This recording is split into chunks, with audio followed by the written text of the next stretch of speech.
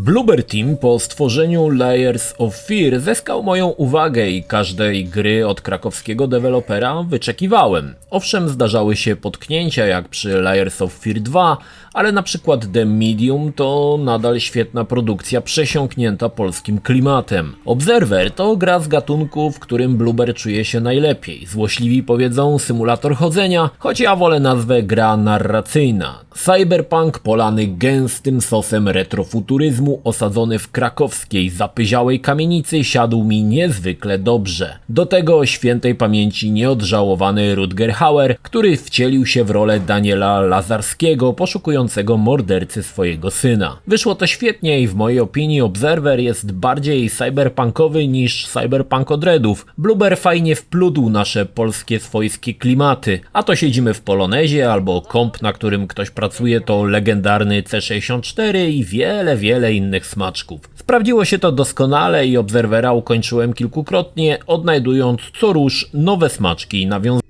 Deweloper uznał, że można by jeszcze doszlifować grę i przygotował wersję System Redux. Wyszła ona już jakiś czas temu, ale nie miałem czasu w nią zagrać aż do dzisiaj. Postanowiłem ponownie wkroczyć do krakowskiej kamienicy, tym razem na PlayStation 5, aby jeszcze raz poszukać smaczków i rozwiązać osobliwą sprawę, tym razem w 4K i 60 ramkach na sekundę. Oczywiście pierwsze co rzuca się w oczy to podciągnięta oprawa. Wspomniane 4K i 60 ramek robi robotę, szczególnie gdy odpali się to na dużym telewizorze. Bloober w swoich grach ma manię przykładania wagi do detali i szczegółów i jak niemal każda ich gra, taki Observer jest wręcz naszpikowany asetami, ale jak i wspomniałem wcześniej, przeróżnymi ciekawostkami. Samo zwiedzanie lokacji to przyjemność sama w sobie. Silnie rozwinięty environment storytelling pozwala każdemu pomieszczeniu opowiadać własną historię i to jest bardzo fajne.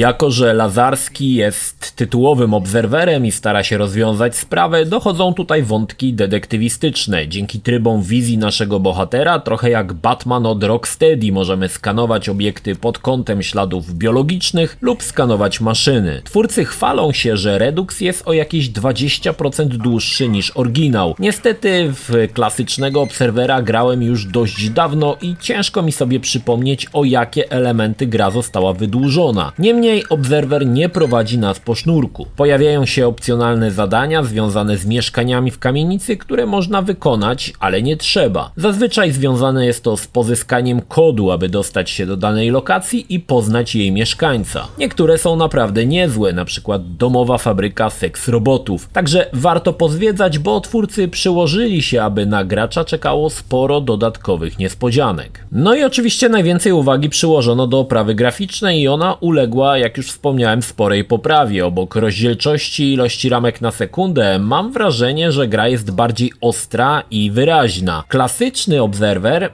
był chyba taki trochę lekko rozmyty, ale to może moja pamięć już szwankuje. No i dorzucono oczywiście śledzenie promieni. Tutaj trzeba pochwalić Bloobera, bo nie szafuje efektem na lewo i prawo, ale pojawia się on tam, gdzie ma być. Na przykład obejrzymy Lazarskiego w lustrach, w kałużach odbiją się neony, czasami kątem oka zauważymy, że szklany obiekt odbija otoczenie. Dzięki temu cyberpunkowy świat zyskuje większą głębię. Observer System Redux nadal bawi jak wcześniej. Historia trzyma w napięciu, kolejne wydarzenia powodują więcej pytań, interpretacja tego co widzimy na ekranie często leży w gestii gracza i to zawsze w grach od Bloobera mi się podobało. Dla jednych będzie to gra przygodowa, dla innych naszpikowana elementami biblijnymi opowieść o granicy pomiędzy byciem człowiekiem a maszyną. Dzięki odświeżonej oprawie tytuł wygląda fantastycznie, ale z drugiej strony nic gra nie straciła ze swojego dusznego i ciasnego klimatu krakowskiej kamienicy. Jeśli nie miałeś okazji sprawdzić Observera, to polecam jak najbardziej, bo cyberpunkowy temat jest tutaj fajnie ujęty, no i przede wszystkim to nasz, polski cyberpunk i nie mówię tutaj o polskich twórcach, ale o świecie przedstawionym w grze.